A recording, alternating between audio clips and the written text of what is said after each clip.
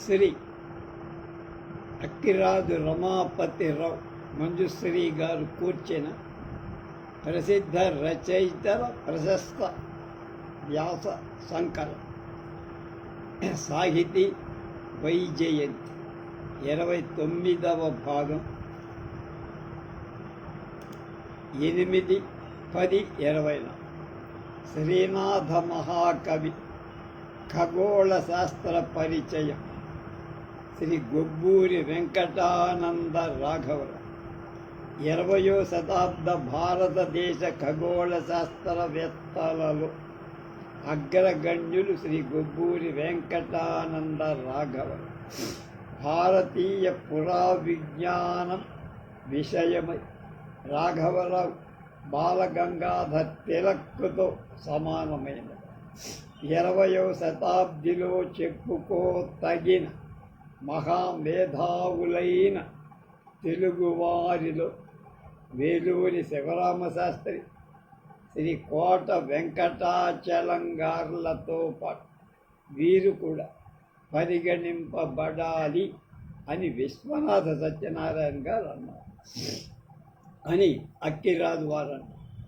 ఏ భాషలోనైనా ఇప్పుడు చెప్పేదంతా గొబ్బూరి వారు, ఏ భాషలోనైనా మహాకవులు రచించిన కావ్యాన్ని చదివే విద్యార్థులు ఆ కవుల భావాలు స్పష్టంగా తెలుసుకోవటానికి నక్షత్ర విజ్ఞానం అతి అవసరం. 1-2 ఉదాహరణలు చర్చిద్దాం.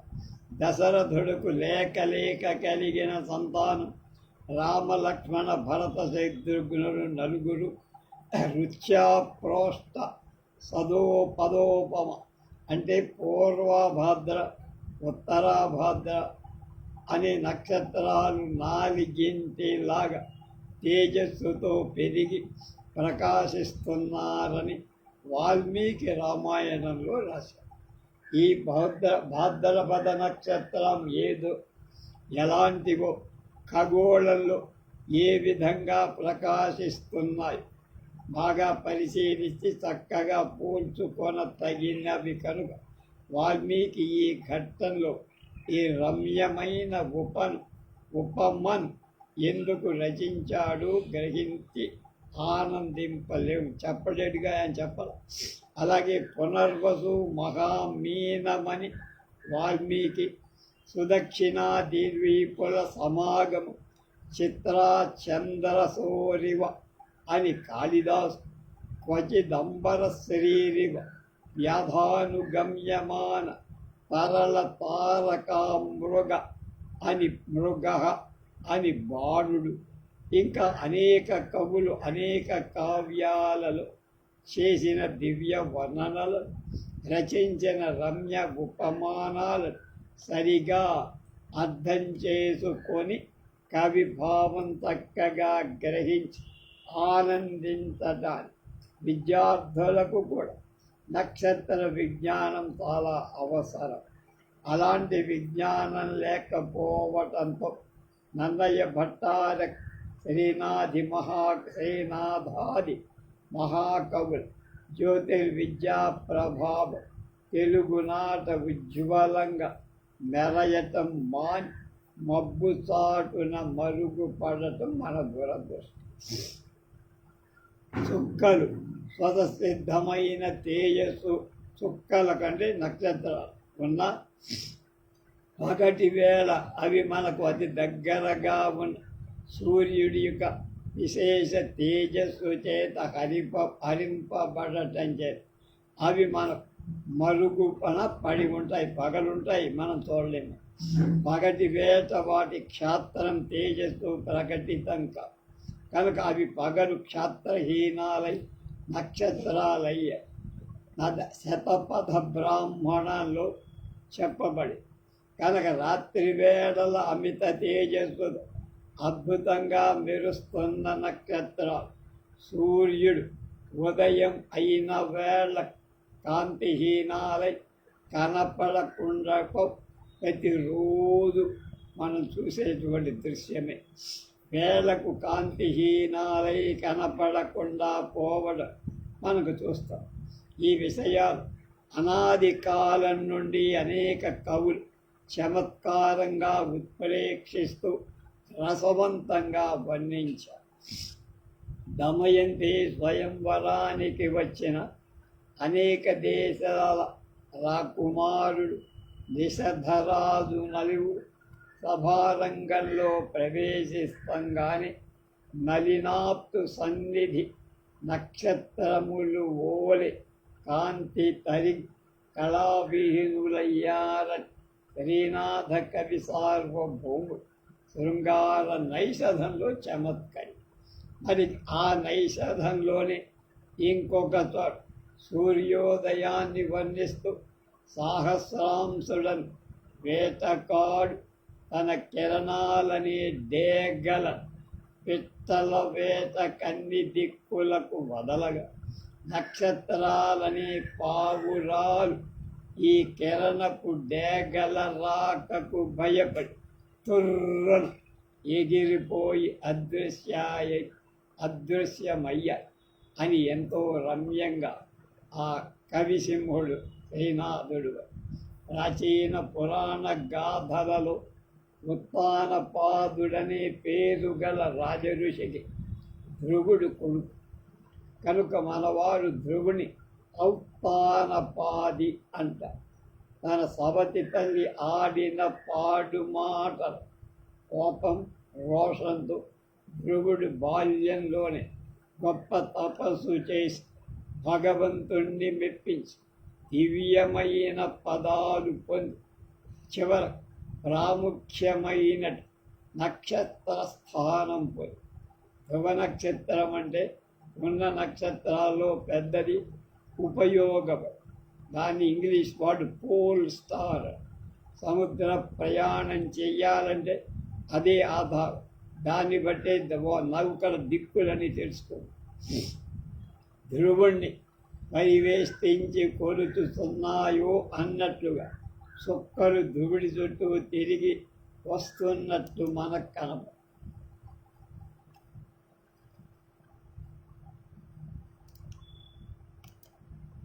కాబట్టి శ్రీనాథ మహాకవి ధ్రువుడు తారకావళి తులాదండం యష్టి అని కాశీఖండంలో, ఆకాశమండల స్థాన రత్నం అని నైషధంలో ఎంతో రమ్యంగా ధ్రువుణ్ణి వర్ణించి నలదమయంతుల వివాహ సమయంలో ఆ వధూవరులిద్దరు అర్రెత్తి చూశారు. ఆకాశమండల స్థానరత్నంబు ఔత్తాన పాది అని నైషధంలో ధ్రువ ప్రశంస.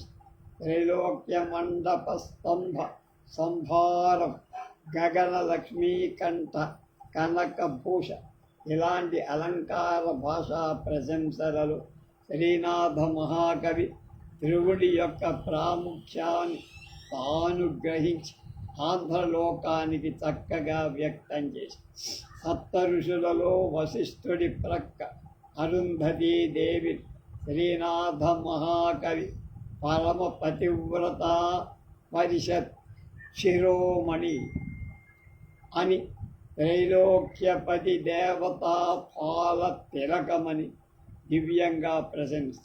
అలాగే ఆ కవి సార్వభౌముడు కళ్ళకు కట్టినట్లు వర్ణించిన విధంగా నలదమయంతులే కాక వివాహ కాలంలో ఇవాల్టికి వధూవరులంతా కేలు దూయెత్తి ఔదల గీలుకోవు గగన మునిరాజులైన చుక్కలకు మొక్కుతూ ఉంటారు. అప్పుడే అరుంధతి సాధ్వి దర్శనమవుతుంది. పెళ్ళైన కొత్తదం కృత్తిక చుక్కలను శ్రీనాథుడు వలిపె తెరలోన ఉన్న భావంబుదోవ అనుకొని మేరు పర్వతం మీది స్పర్ధ చేత వింధ్య పర్వతం పెరిగి ఆకాశాన్ని ముట్టి నక్షత్ర గమనాన్ని స్తంభింపచేసిన రోహిణి చుక్కలు ఎలా ఉన్నాయో శ్రీనాథుడు వర్ణించి ఒకతో తగుల్పడి ఉపకారి కారటికి తరమైన రోహిణి తార కొయ్యలకు మేకులకు తాళ్లతో గట్టిగా కట్టిన డేరాలాగా రోహిణి నక్షత్రం ఖగోళంలో నిలిచిపోయింది, ముందు కథలకు. శ్రీనాథుడి అభిప్రాయం. ఇక్కడ రోహిణీ నక్షత్రాన్ని గమనించి ఆకాశం మీద చుక్కలను పోల్చి పరిశీలించేటప్పుడు కవి సార్వభౌముడు ఈ చుక్కల గుంపు ఎంత స్వభావ సిద్ధంగా వర్ణించాడో మెచ్చుకోవాలి. శ్రీనాథ మహాకవి కాశీఖండం అందులో 3లో 176 వెలుగు నిమేషార్ధమత్తరమున 2202 యోజనములు గడచిపోవునని విశదం చేశారు. అర్ధ నిమిషంలో కాంతి ప్రయాణం చేసే దూరం చెప్పాడు శ్రీనాథ్. ఈ సంఖ్య సంస్కృత మూలంలో లేదు. నిమిషం అంటే ఇంగ్లీష్లో మినిట్ MINUTE కాదు. 16/75 సెకండ్ల కాలం అని గుర్తుపెట్టి, సెకండులో 16/75. నిమేష అర్థం అంటే 8/75 అవుతుంది, సెకండ్ల కాలం. కాబట్టి గణిత రీత్యా ఇప్పటి సెకండు కాలంలో సూర్యకిరణ 186,670 ఇంగ్లీషు మైళ్ళు నడిచిపోతుందని మన పూర్వుల రచన వల్ల తెలుస్తుంది. ఇప్పటి ఇంగ్లీషు వైజ్ఞానికుల నిర్ణయ ప్రకారం వెలుగు కిరణాలు సెకండు 1,86,325 మైళ్ళు పోతాయి. అందులో ఒక సగం కలుపుకుంటే కిలోమీటర్లు. చంద్రమండలం పితృస్థానం. పితృ కార్యాలలో జనం స్వధానమః అని విడుస్తూ ఉంటారు తిలోదకం. మంత్రబలంలో చంద్రమండలానికి ఎక్కి పితృలకు అందుతాయని భారతీయుల విశ్వాసం. శ్రీనాథ కవి సార్వభౌముడు ఈ అంశాలను ఈ కింది పద్యంలో చక్కగా చెప్పాడు. చంద్రమండలమిది పితృస్థాన మగుట జన సమార్జితమగు స్వధా సలిల తిల మంత్ర బలమున కెక్కి అని శృంగార నైషం. దమయంతి నరుణ్ణి వరించిన తరువాత సమస్త దేవతా సమక్షాలలో సరస్వతి ఆమెను ఏమని ఆశీర్వదించిందో నైషధం చెబుతాం. ఆదిమశక్తి అయిన తుహినాచల రాజతనూజవోలే ముత్తైదువై విజేశ్వరుని అర్ధ శరీరం పాలుగొమ్ము అని.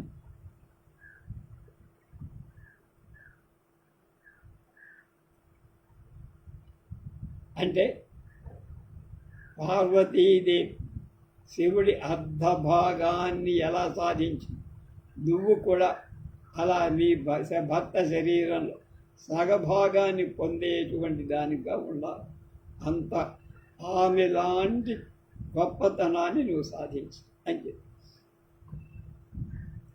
ఇది దమయంతికే కాక సమస్త స్త్రీలోకానికి ముత్తైదు తనానికి వరమిచ్చి రక్షింపగల శక్తివంతురాలు పార్వతి. కనుక ఆ మహాదేవిని పరమశివుని మన దేశంలో ప్రజలంతో భక్తి ఉత్సాహాలు పూజించి గొప్ప గొప్ప ఉత్సవాలు పార్వతీ కళ్యాణాలు చేస్తుంటాం మాఘమాసం. ఈ ఉత్సవాలు ముఖ్యంగా కార్తీక మార్గశిర మాసాల్లో జరుగు.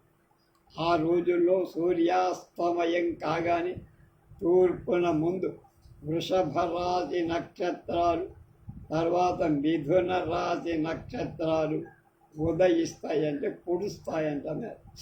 పరమేశ్వర ప్రీతికరమైన కార్తీక సోమవారాలు, రుద్ర దైవత్యకమైన ఆర్ద్రా నక్షత్రం, కాలభైరవ అష్టమి, జ్వాలా తోరణాలు, పున్నమి నోములు మొదలైన శైవ ఉత్సవాలు అప్పుడే మన ప్రజలు చేస్తారు. కార్తీక మాఘాలు. కార్తీక శుద్ధ ప్రతిపత్తి దినం అంటే మొదటి రోజు విశ్వేశ్వరు కాశీక్షేత్రంలో ప్రవేశించాడు. కార్తీక శుద్ధ పాడ్యమి నాథ. కాశీఖండంలో శ్రీనాథుడు మార్గశిర శుద్ధ చవితి నాడు, చతుర్దశి నాడు 14వ రోజు అంటే పౌర్ణమికి ముందు రోహిణీ నక్షత్రం భీమేశ్వర స్వామి దక్షపురి ప్రవేశించి అక్కడ అభిషిక్తుడయ్యాడు. అప్పుడే దేవేంద్రుడు ద్రాక్షారామ భీమేశ్వరుడికి భీమ మండలమంతా ధార పోసేశాడు. అది కూడా శ్రీనాథుడి భీమేశ్వర పురాణం. శ్రీనాథ కవి సార్వభౌముడి వర్ణనలు పునర్వసు నక్షత్రాల సహజ లావణ్యం చాలా చక్కగా వర్ణించేటి చేసి, ఒకతో పునర్వసు ఊగే వృక్షము కొమ్మ సుడివడ్డ ముత్యాల సొబగు అని ఆ నక్షత్రం అలా ఊగింది. వృక్షం కొన్న సుడివడ్డ చిక్కుకొన్న ముత్యాల సొగసులాగా ఊగిందంట. కాశీఖండం మేరు పర్వతం మీద ఈర్ష్య చేత వింఛ పెరిగిపోయి నక్షత్ర మండలాన్ని అంటి విశ్వ వ్యాపారాన్ని స్తంభింప చేసినప్పుడు పునర్వసు చుక్కల తడుపు మినుకులు ఎలా ఉన్నాయిట, చెట్టు కొమ్మలకు తగులుకొని ఊగుతున్న ముత్యాల హారాల్లాగా మిల్లమిల్లలాడి ముత్యాల లావణ్యంతో మెరుస్తాయని అద్భుతమైన ఉపమానం వేశాడు. శ్రీనాథుడి చేసిన ఈ పునర్వసు వర్ణనం సజీవం రసవంతం అంటున్నారు గొబ్బూరిగా.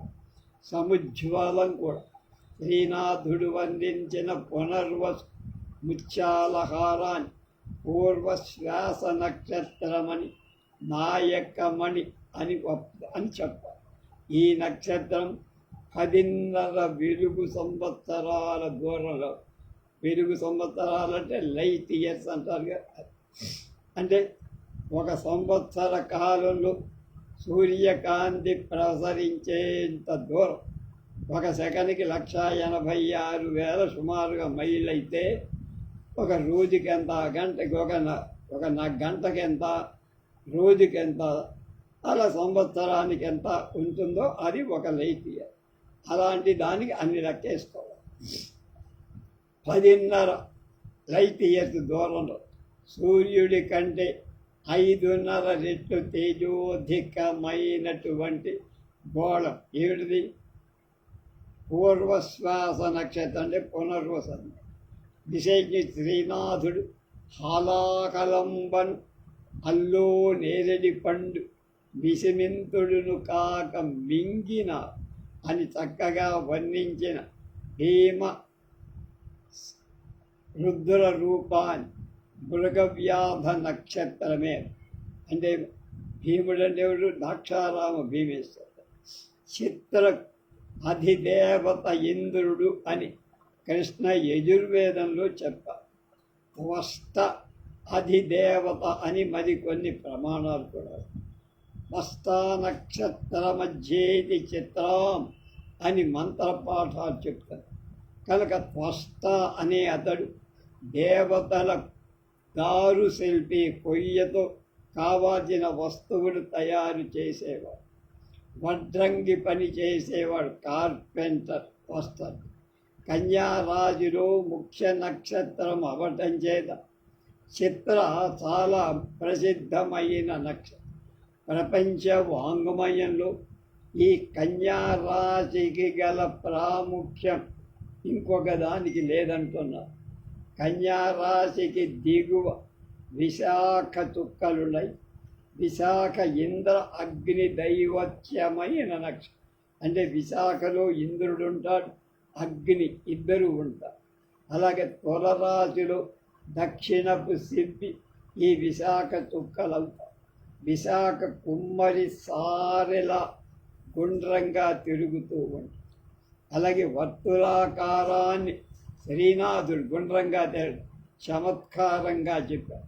చిరుతవోయిన మూకుటి చెలువు దాల్చి హత్తి నొకతో విశాఖ వింధ్యాద్రియన్ అని వింధ్య పర్వతంలో పుటల జడిలో ఆ పర్వతం పైన చెక్కి చిన్నబోయిన మూకుడులాగా విశాఖ నక్షత్రాలు చిక్కుకున్నాయని ఉపమానం చేసి, ద్రౌపది రుద్రపత్ని, మహాశక్తి స్వరూపం, బాలా, దుర్గా, భవాని, కాళికాదేవి, త్రిపుర సుందరి మొదలైన అనేక పేర్ల చేత ప్రశంసించబడి పూజింపబడే దేవత ఈ కన్యయే, కన్యారాశి.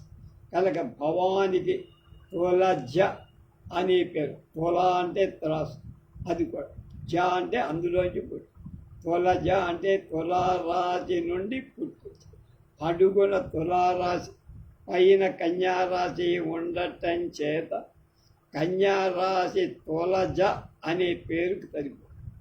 మహారాష్ట్ర దేశంలో తుల్యాపూర్ ఉంది దుర్గా భవాని, గొప్ప ప్రసిద్ధి. శివాజీ ఉపాసించిన దేవి, నేను చూసొచ్చాను. ఆమె గ్రామంలో భవానీదేవి కనుక ఆ దేవి శివాజీ మహారాజుకి సాక్షాత్కరించి తన పేరు భవానీ అనే ఖడ్గాని, రత్న ఖడ్గ ఆయనకి అనుగ్రహించినట్టుగా చరిత్ర చెప్తుంది. ఆ గుడి చూడాల్సింది, తప్పనిసరిగా ఎప్పుడైనా వెళ్ళాల్సింది. శివ ఛత్రపతి హస్తాన్ని అలంకరించి భవానీ పేరుగా భయంకర ఖడ్గం అతనికి తులజాదేవి అమ్మవారి ఇచ్చింది. తులజాదేవి అనే అమ్మవారే భవానీ. బంగ్లాదేశంలో దుర్గా పూజ అంటే వెస్ట్ బెంగాల్ దుర్గా పూజ అతి వైభవంగా చేస్తారు కదా.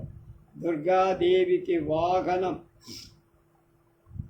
సింహం, సింహరాశి మీద కన్యారాశి ఉండటం చేత దుర్గకు వాహనం సింహం అంటం చక్కగా ఉప్పి ఉంటుందంట. వాహనమే కాదు, ధ్వజం కూడా సింహమే. ఏది వాహనమో అదే ధ్వజం. శివుడికి నంది వాహనం, నందే ధ్వజం. గరుత్మంతుడు అదే విష్ణువుకి గరుత్మంతుడు వాహనం, గరుత్మంతుడే ధ్వజం, పతాక. గరుడు విష్ణు భగవానుడికి వాహనం ధ్వజం. అలాగే వృషభం ఈశ్వరుడి వాహనం ధ్వజం. సింహం దుర్గామ్మవారికి వాహనం ధ్వజం. ఈ అంశాన్ని శ్రీనాథుడు శివరాత్రి మహాత్మ్యంలో చక్కగా వర్ణించి చెప్పారు. ప్రతిభ సతతంబు కుల్తురా భద్రకాట్ జగతి ఏబది 6 దేశములవా దశ దినంబులు సింహకేతనము నిల్పి పూర్ణ భూమికి దైవమీ ఉత్పలాక్షి అన్న. సూర్యుడు తులారాశిలో ప్రవేశించేటప్పటి సూర్యోదయ పూర్వం కన్యారాశి తూర్పున ఉదయిస్తూ ప్రాతర్యావాణ ప్రథమాయ జధ్వం అనే వేదవాక్యాన్ని బట్టి ప్రాతర్యావాణ ప్రథమాయ జధ్వం అదే అనుసరించి మర్నాడు 6 రోజులు దుర్గను భక్తితో పూజిస్తారు. దుర్గాష్టమి నాడు సాధారణంగా 6 రోజులు ఆశ్వయుధ పాఠ్యమి మొదలు ఇప్పుడు జరుగుతున్నవే దసరా అంటవే శరన్నవరాత్రుడు. పూర్ణ భూమి దైవమీ ఉత్పలాక్షి అన్నాడు ఆయన. దుర్గ రూపధారిణి అయిన కన్యారాశి భరతఖండస్థులైన మనకేనా కాదట, క్రైస్తవ మతావలంబులకు పూనులకు దైవమని 500 ఏళ్ల క్రితం శ్రీనాథ మహాకవి చెప్పారు. మన హిందూ దేశమే ఆవిని పూజిస్తున్నారనుకుంటున్నారు, మొత్తం హోణ దేశాలన్నీ పూజిస్తారు. ఇటీవల పరిశోధన వల్ల ఈ వాక్యం గొప్ప సత్యమని దృఢమై క్రైస్తవ మతస్థాపకుడు యేసుక్రీస్తు ఈ కన్యకుమారుడిగా మేరీ, వర్జిన్ మేరీ అంటారు కనుక ఆమె కుమార్. ఇతడు స్థాపించిన క్రైస్తవ మతం ఇప్పుడు ప్రపంచమంతా వ్యాపి. ఇతడి తల్లి వర్జిన్ మేరీ. మేరీ కన్యను మన దేశంలో పామరు కన్య మారమ్మ అంటారు. మనకి కన్యకా కా సముద్ర తీరం కంజగా అమ్మవారు ఉంటుంది అక్కడ. అది ఆమె భర్త వడ్రంగి. క్రీస్తు ఆమె ఈ వడ్రంగి భర్త వల్ల జన్మించిన వాడనుకుంటే పొరపాటు కాదు. అతడు భగవత్ అంశ సంభుడు. ఈ మహోజ్వల గోళముని మనం సూర్య భగవానుడని అంటున్నాము. ఆ సూర్య భగవానుడు తేజోంశ సంభూతుడై యేసుక్రీస్తు అని ఎడ్వర్డ్ కార్పెంటర్ అనే విద్వాంసుడు సిద్ధాంతీకరించారు. ఏ మహోజ్వల గోళాన్ని చూసి మనం సూర్య భగవానుడు అంటున్నాము, ఆ సూర్య భగవానుడు తేజము యొక్క అంశంలోంచి ఉద్భవించిన వాడే యేసుక్రీస్తు అని ఎడ్వర్డ్ కార్పెంటర్ అనే ఆంగ్ల విద్వాంసుడు సిద్ధాంతం. అందుకు కారణం ఏమిటి అయ్యా అని చెప్పాడని మీరు వాయించేస్తారా? చెప్తారు. యేసుక్రీస్తు జన్మం ఎప్పటికి 2000 ఏళ్ల క్రింద డిసెంబర్ 25వ తారీఖు మనం క్రిస్మస్ జరుపుకుంటాం కదా, జరిగింది. డిసెంబర్ నెల హేమంత ఋతువులో ఉందేగా, లోకమంతా చలితో ఉహుహుహు అని వడికే కాలమేగా. అందులో ఉత్తర ధ్రువ ప్రాంతాలకు వెళ్ళిన కొద్ది పగలు ప్రమాణం తగ్గి రాత్రి ఎక్కువవుతూ ఉంటుందిగా. ఆ రోజుల్లో సూర్యుడు తన స్వశక్తిని పోగొట్టుకొని తేజస్సు చచ్చిపోయినట్టుంటాడుగా. కనుక అలా పడి ఉండి డిసెంబర్ 25వ తేదీ పునర్జన్మం పొందాడని చెప్పుకోవాలి. ఆ వరకు దక్షిణాయన గతుడై నా ఆదిత్యుడు ఆనాటి నుండి ఉత్తరాయణ గతుడవుతా. దాదాపుగా మనకి మకర మాసం అంటారు. అప్పటిదాకా మనకి జూలై 17 నుంచి దక్షిణాయన పుణ్యకాలం ప్రారంభం. తర్వాత సంక్రాంతికి ముందు వచ్చేటువంటి మకర సంక్రాంతి నాడు ఉత్తరాయణ పుణ్యకాలం ప్రారంభమవుతుంది. మకర రాశిలోకి సూర్యప్రవేశం. అంతవరకు తేజాన్ని ఉష్ణ దూరుడై తేజం తగ్గిపోయి దక్షిణానికి పోతు ఎక్కడో చచ్చినట్టున్న సూర్యుడు యమ దిక్కు వైపు వాలి దిశ మార్చి ఉత్తర దిక్కు అనేటువంటి దానిలో తన ప్రయాణం ప్రారంభించి తేజ ఉష్ణ వృద్ధి క్రమంగా పొందుతారు. జనవరి ప్రారంభమైన దగ్గర నుంచి పండగ వెళ్ళిన దగ్గర నుంచి నెమ్మదిగా చురుక్కుమంటూ ఎండ. కనుక హస్త అనేది ఏమిటి? సవితృదేవతలకు సంబంధం. అప్పటి కన్యారాశి స్థానాన్ని బట్టి సూర్యుడు ఈ కన్యకుమారుడన్నారు.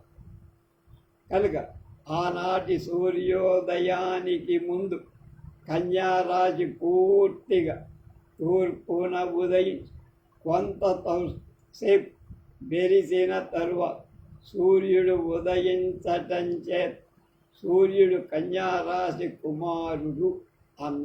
అది తర్వాత చిత్రార్థం వరకు అంటే చిత్తా నక్షత్రంలో సగం వరకు, చిత్ర 2 పాదాలు గడిచే వరకు, ప్రతి నక్షత్రానికి 4 పాదాలు కదా.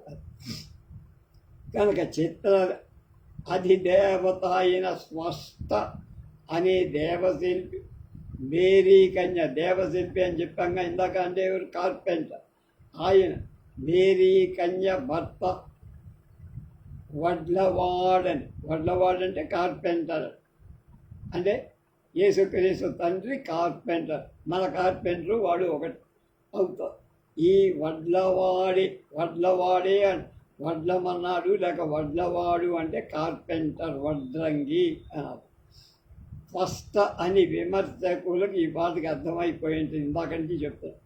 కనుక క్రీస్తు జన్మించిన డిసెంబర్ 25 నాటికి మొదటి రోజు సాయం సంధ్య వేళ తూర్పున ఒక పెద్ద చుక్క, దానికి ముందుగా ముగ్గురు రాజులుగా చెప్పదగిన 3 చుక్కలు కనపడ్డాయని బైబిల్ చెప్పి, కనుక పైన వ్రాసిన పెద్ద చుక్క సిరియస్, దాన్ని మనవాడు మృగవ్యాధుడు అన్నారు. చిన్న చుక్కలు 3, మన రైతులు వాటిని గొల్ల కావిడి చుక్కలు అన్నారు. అది ఈ 3 చూపు చుక్కలు కళ్ళకు కనపడు.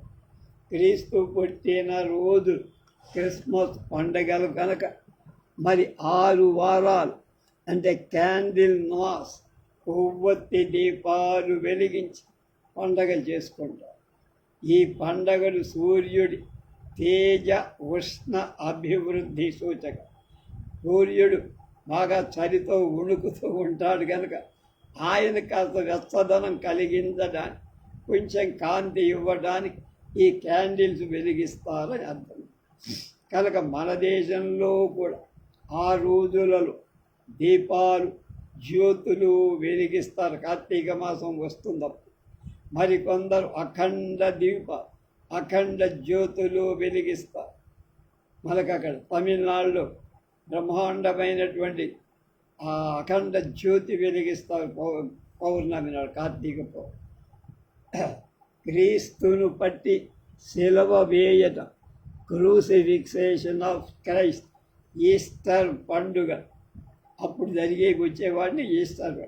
కొవ్వొత్తుల దీపాలు పండగ అయిన తర్వాత రోజు రోజుకి ఉష్ణము తేజస్సు పెరుగుతూ ఉంటుంది సూర్యుడు. అప్పుడు విషువత్ వృత్తాన్ని చేరుకుంటాం. ఆ విషువత్ వృత్తం కాంతి వృత్తాన్ని నాడు మేషరాశిలో సంధిస్తుంది. దాన్ని క్రాస్ అంట. మేషరాశిలో సూర్యుడు ఈ విషువద్వృత్తాన్ని సంధించడం, అడ్డంగా నిలువుగా చెక్కలు కదా, అలా సంధించడాన్ని crucifixion and death of lamb god అని వాళ్ళు అనుకుంటారు. అది కనుక అది కూడా నక్షత్ర గమనాన్ని చూపిస్తుంది. కనుక యేసుక్రీస్తుకు 12 శిష్యులు. ఈ ద్వాదశ సంఖ్య 12 రాసులు కావచ్చు, లేదా 12 మాసాలు కూడా నెల. కృష్ణుడికి అర్జునుడిలా క్రీస్తుకు జాన్ అనేవాడు ముఖ్య శిష్యుడు. జాన్ శబ్దం అర్జున శబ్ద వికృతి. జాన్ అర్జున అంటే ఆ కొన్ని మాటలు అక్షరాలు పోయి జాన్కి అర్జునలు అపభ్రంశమై జాన్ అయ్యి ఉంటుంది అని కార్పెంటర్ ద్వారా రాశాడు. నేనేం చెప్పట్లేదు అంటున్నారు గుబ్బూరి వారు. పడమట సూర్యుడు అస్తమించిన తరువాత విశాఖపై కన్యారాశి తూర్పు ఆకాశంలో ఉదయించిన రోజున క్రైస్తవులు ఎసెన్షన్ దినంగా భావిస్తారు. ASCENSIOY అంటారు. ఎసెన్షన్ దినం ఈస్టర్ తరువాత 40 రోజుల మే నెలలో గురువారం వస్తుంది. అప్పుడు సూర్యోదయం పూర్వం కన్య తూర్పులో ముందు కనబడిన రోజు కన్యా దినము, నేటివిటీ ఆఫ్ ది వర్జిన్. అది సెప్టెంబర్ నెలలో వచ్చే పండుగ. లోకంలో ఖగోళంలో కన్యారాశి యొక్క సూర్యగోళం యొక్క స్థితిగతులను బట్టి ఈ పండగ ఆయా తారీఖులలో నిర్ణయించబడ్డాయే కానీ వాళ్ళేదో తెలిసిపెట్టినవి కావు. అన్యం కాదని ఎవరు చెప్పారు? కార్పెంటర్ అనేవాడు చెప్పారు. తర్వాత pagan and Christian religion their origin and meaning అనే గ్రంథంలో ఇందాక చెప్పిన జాన్ కార్పెంటర్ రాసి, ఈ గ్రంథరాజంలో ఆ విమర్శకుడు క్రైస్తవ మత ప్రచారకు అంతకు పూర్వపు మిత్రదేవ పూజా కార్యక్రమాన్ని అంటే మైత్రాయిక వర్షిప్ ప్రాచీన క్రైస్తవేతర మత గ్రంథాల నుండి తీసుకొని కొత్త క్రైస్తవ మతాలు పరిణమింపచేశారు. చాలా ఉదాహరణగా ఆయన రుజువు చేశారు. కనుక కాశీఖండంలో వింధ్య పర్వతపు ఆర్భాట సందర్భంలో స్వాతి చిత్రలు తోరణ స్తంభాలలాగా ఉన్నాయని, ఒకచోట నత్తెమిల్లె అని శ్రీనాథుడి సార్వభౌముడు వర్ణించారు. శృంగార రసార్ణవాధిపతి అయిన శ్రీనాథుడు నైషధంలో మన్మధుణ్ణి వర్ణించిన ఒక పద్యం చెప్పారు. గరుడె గుడిపైన పూవింత గూడి కమ్మనితూ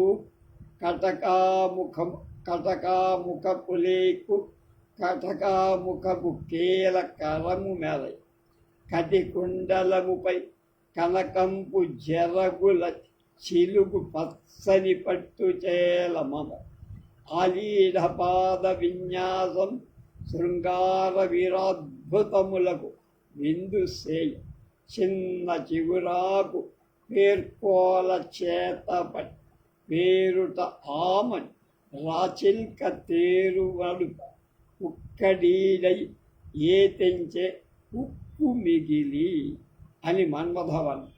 శృంగార నైషధంలో మన్మధుడి దివ్య శరాలు బాణాలు పువ్వు మొగ్గలు అన్నట్లుగా పిడుగులో కలశంబులు అని అది ప్రశ్నించారు. శివరాత్రి మహాత్మ్యంలో ఈనుడు కోదండరాశి మీదెక్కువేళ ఇక్షు కోదండవల్లి ఎక్కిడే మరుండు అంట. క్షీరసాగరంలో శేషశయనంపై విష్ణువు పడుకున్న దృశ్యాన్ని బొజ్జ పెంచిన పెనుపాప సజ్జమి పాల మునీతిలో శౌరి పవ్వడి అన్న. అంటే బాగా పొట్ట పెరిగిన ఆదిశేషుడి మీద మెత్తగా ఉంది కనుక పడుకున్నట్టు విష్ణు. అమృత వరాశిలోన శేషాహి మీద పవ్వళించిన కౌస్తుభాభరణుడు అని శివరాత్రి మహాత్మ్యంలో కూడా విష్ణుడి నాభీ కమలం నుండి ఒక చక్కటి దృశ్య కమలం ఉద్భవిస్తున్నట్లు కనపడు. ఆ కమలం తూర్పు పడమరల పొడవు మిగిలిన పొందమ్మి పువ్వు వల్లాగా కనపడు. తమ్మి పువ్వు అంటే తామర. శ్రీనాథుడి చేసిన వర్ణన దీనికి ఎంత. శ్రీనాథ కవి సార్వభౌముడు కాశీఖండంలో వింధ్య పర్వత ఆర్భాట సందర్భంలో శయనించేనొక చోట శ్రవణ నక్షత్రంబు కుంటి మీదికి ప్రతి కొడుపు ఓలి అని పత్తి చేనులో కాయలు పగిలి 3 కొడుపులు గాలికెగిరి ఒక చోట చేరుకొని నిలిచిన ప్రకృతి దృశ్యాన్ని చూస్తే ఖగోళంలో శ్రవణ నక్షత్ర రూపం ఎలా ఉందో శ్రీనాథుడు అచ్చగా అలా ఉంటుంది. శ్రీనాథుడు కాశీఖండంలో బోధన ఏకాదశిన అప్పుడే నిద్ర మేల్కొన్న విష్ణు భగవానుడు దివ్యమూర్తిని బలి.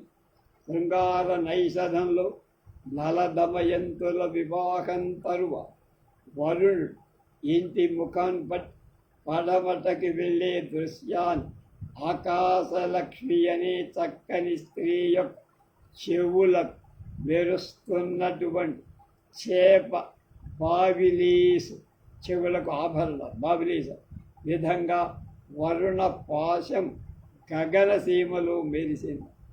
మహేశ్వరుని విశ్వరూప విశేషాన్ని నలుడు ఖగోళంలో దమయంతికి చూపేటప్పుడు శ్రీహర్షుడు రచించిన శ్లోకాన్ని శ్రీనాథుడు సొగ్గసుగా తిరిగి పంచఖండ పంచమహాసముద్ర ముద్రితమైన మన భూగోళము యొక్క వ్యాసం సుమారు 8,000 మైళ్ళు, చుట్టుకొలత 25,000 మైళ్ళు, సూర్యగోళ వ్యాసం 8,27,000 మైళ్ళని నవీన వైజ్ఞానికు గణించి తేల్చారు. ఆకాశ మధ్యస్థమైన భానుబింబము విను 1,00,000 యోజన విస్తృతంబు అని శ్రీనాథుడు 500-600 ఏళ్ల క్రితమే చెప్పారు. కనుక ఈ లెక్క ఇంచుమించు ఇవాల్టి శాస్త్రజ్ఞుల లెక్కలకి సరిపోదు.